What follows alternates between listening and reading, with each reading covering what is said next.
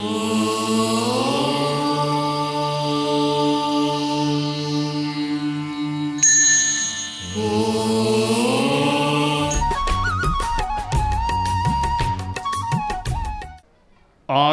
वाङ्मय में कहा गया है,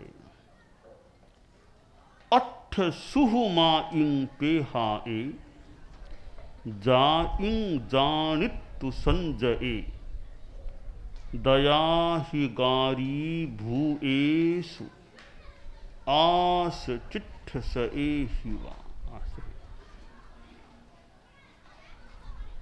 हमारे भीतर में अनेक प्रकार के भाव उभरते हैं।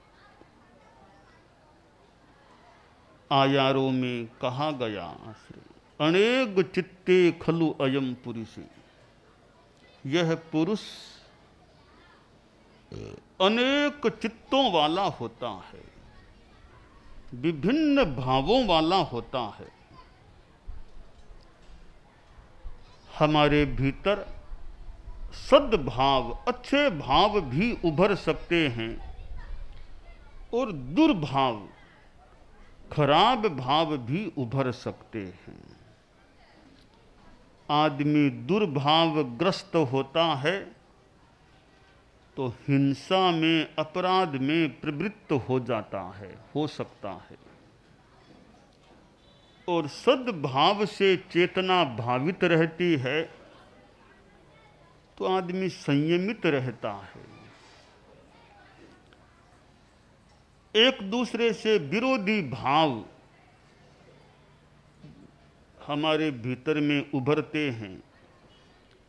कभी अहिंसा का भाव रहता है तो कभी हिंसा का भाव भी आ जाता है। कभी गुस्से का भाव उभरता है तो कभी सहिष्णुता, क्षमा का भाव भी आ जाता है। कभी अहंकार का भाव आता है तो कभी नम्रता का भाव भी आ जाता है। कभी माया उभरती है तो कभी ऋजुता उभर जाती है। कभी लोभ परेशान करने लगता है तो कभी अलोभ और संतोष की चेतना भाव भी जागृत हो जाते हैं। यूं विरोधी भाव हमारे भीतर पैदा होते हैं, हो सकते हैं। एक भाव है अनुकंपा का भाव, अनुकंपा, दया का भाव। कई बार हमारे भीतर दया, करुणा का भाव भी उभर सकता है। दया, अनुकंपा एक ऐसा तत्व है जो आदमी को हिंसा से बचाने वाला होता है और परोपकार कराने वाला भी हो जाता है। दुनिया में लोग परोपकार भी करते हैं। परोपकाराय सताम विभूतयः, सज्जनों या संतों की विभूतियां परोपकार करती हैं। करुणा आदमी में है तो वह अपनी ओर से दूसरे को कष्ट नहीं होने देता है या ऐसा प्रयास करता है, और संभव होने पर दूसरे को भी कल्याण के पथ पर स्थापित करने का प्रयास करता है, चित्त समाधि पहुंचाने का प्रयास करता है। दया धर्म का मूल है, पाप मूल अभिमान। तुलसी दया न छानिए जब लग घट में प्राण। तो दया एक रक्षा कवच भी है, हमें पापों से बचाने वाला है। दया एक नौका है, संसार जल ही तरणी, संसार समुद्र को पार कराने वाली नौका है जो संसार जन्म मरण के सागर से पार पहुंचा सकती है। साधु का हृदय तो दयान्वित होना चाहिए, करुणा आप्लावित होना चाहिए। संत हृदय नवनीत समाना, कहा कविन पर कहीं न जाना आश्रय। निज परिताप द्रवहि नवनीता, पर दुख द्रवहि सुसंत पुनीता आश्रय। कवि ने कहा कि संत का हृदय तो नवनीत मक्खन के समान कोमल होता है। फिर कहा, रे कवि ने कह तो दिया पर यह कहना आया नहीं कवि को। संत हृदय की नवनीत से तुलना करना ठीक नहीं है, पूरा ठीक नहीं है। कहाँ नवनीत कहाँ संत का हृदय, तुलना ठीक नहीं हो सकती। क्यों तुलना नहीं हो सकती कि बड़ा फर्क है। निज परिताप द्रवहि नवनीता, नवनीत कब पिघलता है, खुद पर ताप लगता है तब नवनीत पिघलता है। संत का हृदय दूसरे के ताप से पिघल जाता है, यह फर्क है। नवनीत खुद तप्त होने पर पिघलता है, संत का हृदय दूसरों के ताप से दूसरों के दुख को देखकर पिघल जाता है। तो संत का हृदय नवनीत से भी तुलना कर सके संत का हृदय तो भी पूरा ठीक नहीं बैठता। देखिए, संत का हृदय, एक साधु एक स्वर्णकार सुनार के घर भिक्षा के लिए गया। अब साधु तो जहां भी भिक्षा मिलने की संभावना हो, शुद्ध शाकाहार और अन्य नियमों से युक्त भोजन मिलता हो, अपेक्षा अनुसार जा सकता है। स्वर्णकार के घर में साधु गया तो स्वर्णकार खुद था, वो तो अपने काम में लगा हुआ था। स्वर्णकार के हाथ पीले, सोने में हाथ लगे हुए थे और वह तो एक विशेष जौ के दाने जैसे सोने के जौ बना रहा था, छोटे छोटे सोने के जौ। साधु आया हुआ दिखाई दिया। स्वर्णकार बोला कि महाराज मैं पहले देख लूं भोजन बना कि नहीं बना, देख के आता हूं। वो नीचे तो उसका काम करने का स्थान था, छोटा सा कमरा था, मकान सीढ़ियां थी, ऊपर वो रहवास होता था। तो संत नीचे खड़ा रह गया और वह स्वर्णकार ऊपर गया, सीढ़ियों पर चढ़ा, देखा कि भोजन बना हुआ है कि नहीं बना हुआ है। देखा थोड़ा भोजन बन चुका है तो नीचे आया कि महाराज भोजन बना हुआ है, थोड़ा आप ऊपर जाइए, परिवार के लोग हैं, आपको भिक्षा दे देंगे। वो स्वर्णकार नीचे आया, इसके बीच ऊपर गया और वापिस नीचे आया, इसके बीच एक घटना घट गई। एक क्रौंच पक्षी कोई पेड़ पर बैठा था, पास में पेड़ था।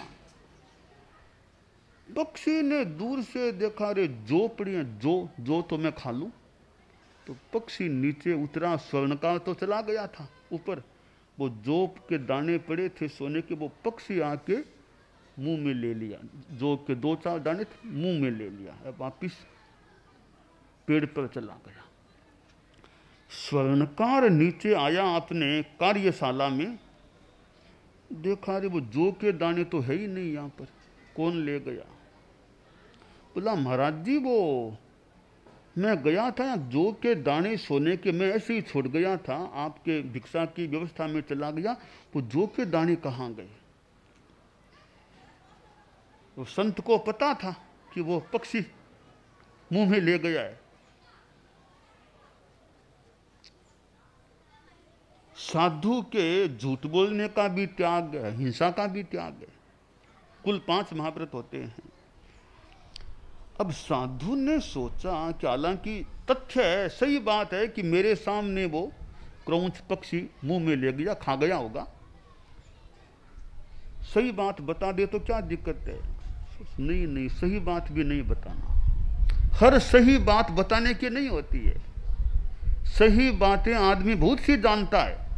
हम कानों से कितनी बातें सुनते हैं, आंखों से कितनी चीजें देखते हैं, सारी सुनी हुई बातें सब जगह बताने की नहीं होती, सारी देखी गई बातें भी सब जगह बताने की नहीं होती। तो साधु को फिर पूछा, महाराज जी बोलिए, वो जौ के दाने कहां गए? मुनि जी बोलते नहीं है।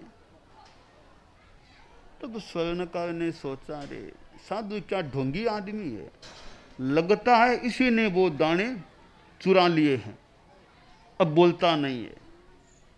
साधु का वेश पहना है, चोरी करता है, फिर अपरिग्रह कहलाने वाला परिग्रह लेता है। स्वर्णकार को गुस्सा आ गया, भिक्षा की तो बात कहीं रही, गुस्सा आया कि ऐसे अपराधी साधु को दंड मिलना चाहिए। गीला चमड़ा करके, गीला चमड़ा उसके माथे में बांध दिया, धूप में खड़ा कर दिया। अब जो जो वो कसावट हुई धूप से, वो चमड़ा सूखा तो एकदम माथा कष्टमय होने लगा। तो साधु ने सोचा, अरे ठीक है, किसी जन्म में कर्म बांधे होंगे, पाप कर्म उदय में आ गया या उदीर्णा हो, जो भी है समता भाव से सहन करना चाहिए। मैं क्रौंच पक्षी ने दाने लिए, यह बात तो मर जाऊंगा, भले क्रौंच पक्षी का नाम तो नहीं लूंगा मैं, यह दया, साधु की दया, उसका नाम नहीं लूंगा मैं, भले मैं मर जाऊंगा। खैर साधु का तो कल्याण हो गया, प्राण तो निकलने वाले ही थे, इतनी वेदना थी। साधु निष्प्राण हो गया, पार्थिव देह रह गई, आत्मा तो निकल गई। अब वह स्वर्णकार तो अपनी कार्यशाला में था, क्रौंच पक्षी था, अब वो तो सोने के दाने उसके शरीर में फिट नहीं हो रहे थे। अब उसने विष्ठा की तो उसमें वो विष्ठा में वो दाने निकले, पास में क्रौंच पक्षी था। स्वर्णकार की दृष्टि गई विष्ठा पे, सोने के जो तो ये रहे ना, उनको जो को निकाला लिया। फिर सोचा, अरे मैंने तो महा अपराध कर दिया, महापापी मैं तो, साधु को मार दिया मैंने तो, बेचारे साधु ने लिए ही नहीं दाने, तो इस क्रौंच पक्षी ने लिए थे। मैंने शंका करके या झूठ में निशंक होकर के साधु को मार दिया। अब तो पछतावा ही कर सकता था, और साधु तो काल धर्म को प्राप्त हो चुका था। अब यहां हम देखें, यह साधु की मानो पराकाष्ठा की दया थी, क्योंकि अगर सोचा कि क्रौंच पक्षी का नाम ले लूंगा तो स्वर्णकार उसको मारेगा, पेट से वो निकालेगा जौ के दाने, मेरे कारण से हिंसा होनी नहीं चाहिए। एक पक्षी की अहिंसा रखने के लिए कितनी बड़ी अनुकंपा दया का परिचय साधु ने दिया कि खुद के प्राण गए तो गए, जाए तो जाए, क्रौंच पक्षी को तो नहीं मराऊंगा, प्राणों की परवाह नहीं है, प्रण को अटल निभाएंगे। मानो यह गुरुदेव तुलसी की गीत की पंक्ति उस साधु के जीवन में उस घटनाक्रम में चरितार्थ हो गई कि प्राणों की परवाह नहीं, पर यह मेरा अहिंसा का प्रण है, इसको निभाऊंगा, मेरे बताने से क्रौंच पक्षी मरे यह मुझे मंजूर नहीं। और ऐसे साधु की मानो मुक्ति भी दूर नहीं। ऐसे साधु की शूरता का क्या गुणगान गाएं, जो खुद के जीवन का बलिदान कर दिया मानो अपने अहिंसा महाव्रत के पालन के लिए। तो यह तो एक प्रकार की मानो पराकाष्ठा की अनुकंपा दया होती है कि दूसरा मेरे कारण से न मरे, मैं भले मर जाऊं। खैर इतनी दया तो बहुत ऊंची बात है। हम व्यवहार में दया का ध्यान रखें कि कम से कम अनपेक्षित अनावश्यक मेरे कारण से किसी प्राणी को कष्ट न पड़े। स्नान करना है और यहाँ मान लीजिए चींटियाँ हैं, वहाँ चींटियाँ नहीं है, तो चींटियों के स्थान में स्नान क्यों करें? वहाँ और स्थान है ही तो वहाँ स्नान न करें। लड़का पढ़ करके आया, बहुत पंडित बन करके आया, 12 वर्षों तक अध्ययन किया था संस्कृत का और शास्त्रों का। घर आया, माँ ने कहा बेटा स्नान, कहा माँ स्नान करता हूँ। बाल्टी भर दी पानी की, स्नान के लिए वहां गया जहां चींटियां थी। माँ ने कहा बेटा इधर आ जाओ, यहाँ चींटियां नहीं, वहां तो चींटियां बहुत है। क्या चींटियां, ये तो मरने के लिए होती है, क्या परवाह करना चींटियों का, यही स्नान करूंगा। स्नान किया और सैकड़ों चींटियां बेचारी, कोई मरी होगी, कोई डूब गई होगी, कोई तकलीफ में आई होगी। तो उधर भी स्थान था बिना चींटियों का, निर्वध्य स्थान या साफ स्थान, वहां स्नान नहीं किया, चींटियों के स्थान में स्नान कर लिया। तो इतना भी जो जान न पाया, ज्ञानी तो बन गया, पंडित बन गया, उस हिसाब से तो विद्वान, पर परस्य पीड़ा न कायब्बा, यह चेतना नहीं जागी कि दूसरे को पीड़ा बिना मतलब मेरी ओर से न पहुंचे। तो यह परस्य पीड़ा न कायब्बा, यह एक अनुकंपा दया का सूत्र है, या एक उसका अंश है कि दूसरे को पीड़ा नहीं पहुंचनी चाहिए, हमारे द्वारा नहीं पहुंचे। ऐसी अनुकंपा की चेतना हमारे में जागी। छोटे प्राणी हैं, वे तो बेचारे विवश हैं, उनकी जो हिंसा से बचे वह अच्छी बात है। बैठने के लिए हरियाली का स्थान भी हो और साफ स्थान भी हो, तो भी हरियाली में क्यों बैठे, साफ स्थान है क्यों हरियाली में, उन जीवों को भी क्यों कष्ट पड़े, क्योंकि वनस्पति में भी तो जीव माने गए हैं।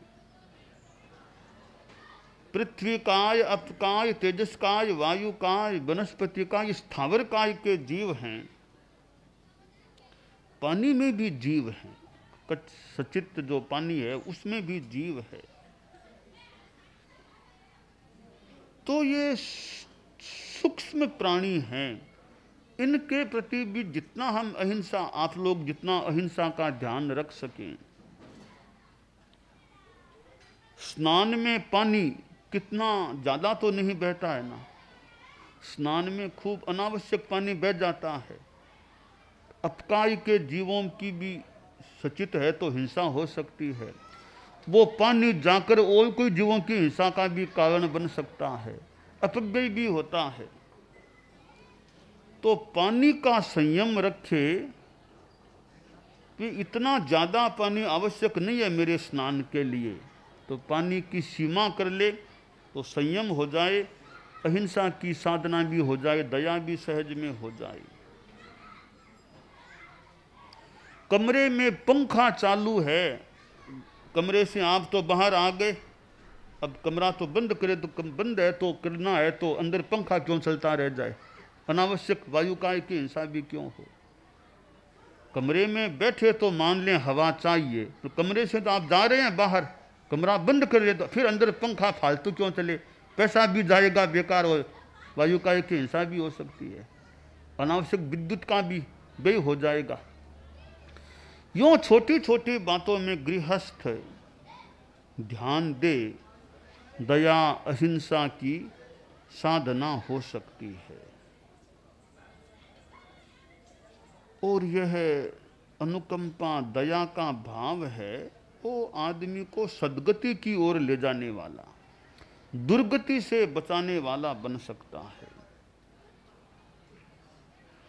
दूसरों को दुख देकर के कभी खुशी नहीं मनानी चाहिए।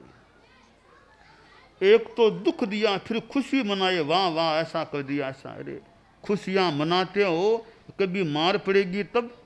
आज तुम खुशियां मनाते हो, मैंने इसको मार दिया कर दिया, कभी तुमको भी कर्मों का फल भोगना पड़ सकता है। तो खुशी मत मनाओ किसी को दुख दे करके। तो हम अनुकंपा दया का अभ्यास करते रहें, यह काम्य है।